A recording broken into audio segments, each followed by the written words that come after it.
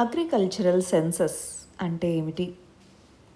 మనకి ministry of agriculture, farmers welfare దీని కింద ప్రతి 5 సంవత్సరాలకు ఒకసారి department of agriculture, farmers welfare అనేది సెన్సస్ అనేదాన్ని కండక్ట్ చేస్తుంది. అగ్రికల్చరల్ సెన్సస్ మనకు ఎలాగైతే జనాభా లెక్కలు 10 సంవత్సరాలకు ఒకసారి కండక్ట్ చేస్తారు, ఆ విధంగా ఇది 5 సంవత్సరాలకు ఒకసారి ఈ సెన్సస్ని కండక్ట్ చేసి నంబర్ ఆఫ్ ల్యాండ్ హోల్డింగ్స్ ఎంత ఉన్నాయి, ఆ ల్యాండ్ హోల్డింగ్స్కి సంబంధించి ఎంతమంది ఫార్మర్స్ ఉన్నారు, వీటిని కండక్ట్ చేస్తూ ఉంటుంది. సెంట్రల్ గవర్నమెంట్ మరి స్టేట్ గవర్నమెంట్స్తో కలిసి సెంట్రల్ గవర్నమెంట్ ఈ లెక్కలని చూపెడుతుంది.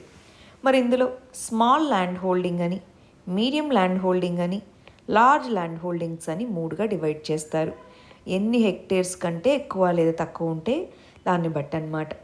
2015-16లో లాస్ట్ అగ్రికల్చరల్ సెన్సస్, ఇప్పుడు 2021-22లోనూ ఆ అగ్రికల్చరల్ సెన్సస్ కండక్ట్ చేయడం జరిగింది. ఇంకా ఆ డేటా అనేది మనకి రాలేదు. రైట్. సో అగ్రికల్చరల్ సెన్సస్ 2015-16 ప్రకారం నంబర్ ఆఫ్ ల్యాండ్ హోల్డింగ్స్లో 86% small and marginal land holdings ఉండగా 13% మీడియం ల్యాండ్ హోల్డింగ్స్, వాటన్నిటికి చాలా తక్కువ పర్సంటేజ్ లార్జ్ ల్యాండ్ హోల్డింగ్స్ నంబర్లో.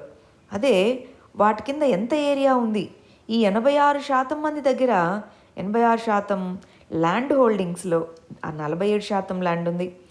ఈ 13% మీడియం ల్యాండ్ హోల్డింగ్స్ దగ్గర 43% ల్యాండ్, 1% దాని లోపల ఉన్న వాళ్ళ దగ్గర 9% ల్యాండ్ హోల్డింగ్ అనేది ఉంది. అంటే ల్యాండ్ హోల్డింగ్లో ఇన్ఈక్వాలిటీస్ అనేవి ఉన్నాయి అన్నది ఈ అగ్రికల్చరల్ సెన్సస్ నుంచి మనకు చెప్పడం జరుగుతుంది. ల్యాండ్ రిఫార్మ్స్ని ఇంప్లిమెంట్ చేసినప్పటికీ అందులో మనకి అసమానతలు ఎలా ఉన్నాయన్నది దీని నుంచి క్లియర్ కట్గా మనకు అర్థమవుతుంది.